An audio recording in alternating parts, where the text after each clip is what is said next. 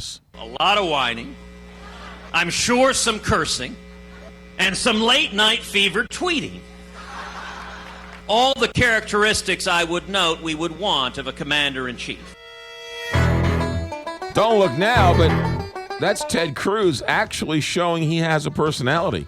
620 here, Big 550 KTRS. Read the tea leaves for us. Is a man who sits atop the National League East with his Washington Nationals and somewhere in the middle of the pack with his Boston Red Sox. And what other teams are you rooting for there, Trey Harden?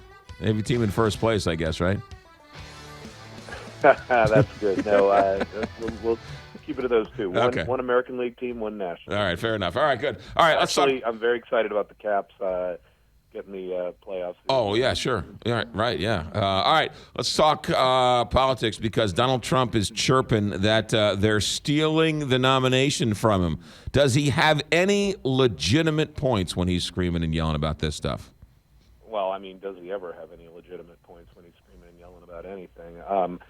No, I mean, I don't know if he has any legitimate points on this at all because I don't think anyone really knows how this process is working or going to work. Let's face it, there's no constitution, U.S. Constitution or laws, U.S. laws that govern necessarily how this is supposed to happen. This is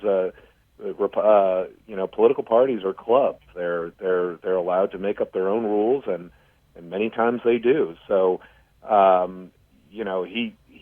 his folks could very well be a part of it as well too.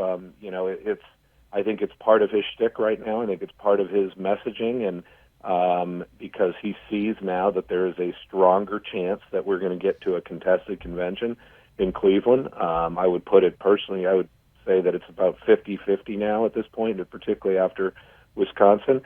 So, he's starting to set the narrative and set the tone so that, no funny business goes on. But frankly, this is uncharted territory for a lot of us, whether you're operatives, pundits, whatnot. Not many of us were around 40 years ago involved in the Reagan one in 1976. So I think all bets are off. It's interesting that Donald Trump has sort of prided himself on not really prepping for the debates, being a one-man band, and it seems to be hurting him because Ted Cruz and all you operatives talk about the ground game, and it looks like the ground game and the infrastructure that Ted Cruz has built is finally starting to bear fruit.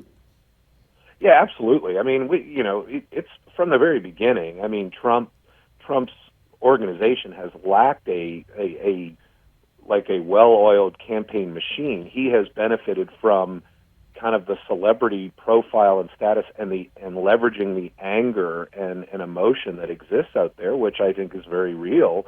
But it's not like it's some organized precinct by precinct campaign. He has benefited from playing to this anger and turning out this anger. But let's face it, we've also talked a lot about, used this word a lot in this election, the word ceiling. I mean, that he has this ceiling that, yes, there are a lot of people angry, but the people willing to actually vote for someone like him, which cuts across the entire spectrum of the Republican Party. It's not just one bucket, that there is a ceiling on that. And we've seen it in almost every election. And frankly, even in this last one in Wisconsin, maybe a ceiling that's relatively not only firm, but maybe even getting lower. So, Ted Cruz has a good ground game, but he has kind of a ceiling as well, too. All hardcore, religious, Christian conservative candidates, and I would say he's one of the most effective I've seen in a long time, they all still have ceilings as well, too, because there are many voters in this country that are not comfortable voting with someone that just wears it on their sleeve and kind of almost pushes it and forces it on folks. So both have ceilings, but certainly Ted Cruz is going to be more organized going into a convention. It seems, Trey Harden, that they're propping up Ted Cruz to get to the convention and then smack him down and give it to somebody else. Well,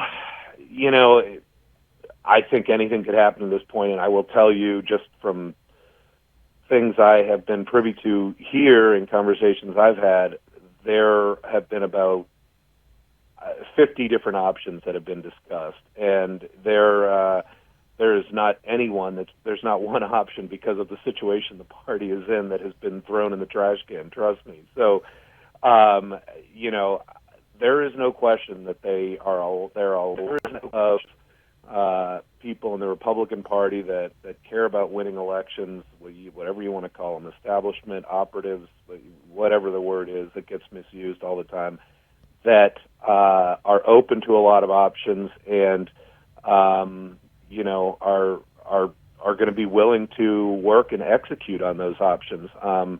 Is it someone like a Paul Ryan or someone like that is there at the convention, and because of the way it plays out and the votes play out, that becomes the likely idea that gets thrown around. But again, that has to be done at the right time. Who knows? But the reality is this is just a bad situation for Republicans no matter how you place it. You could argue, oh, well, it's putting attention on the Republicans, so it could be good because it's going to allow them to get their message out. I don't buy it. I think that this just shows, it gives a lot of independents in this country and many conservative Democrats who maybe didn't want to vote for Hillary, it just gives them an easy way out and to go Democrat in the general. Trey Harden, ABC News political analyst. That's why he's one of the best in the business. Trey, have a good week. Thanks for checking in. You too. 626. You got 626, Big 550, KTRS. Let me tell you about the Piccadilly at Manhattan, because that is in the Ellendale neighborhood. And if you are looking for a great neighborhood joint, a good place to grab lunch, power lunch, coffee clutch with the gang, maybe something after work, the Piccadilly at Manhattan is one of those places. What you want to do is you want to go to McCausland, go south on McCausland, and you want to go past Manchester, and about a half a mile away there's a street called Manhattan. You make a right on that street, and about a half a mile up you're going to come to the street called the Piccadilly.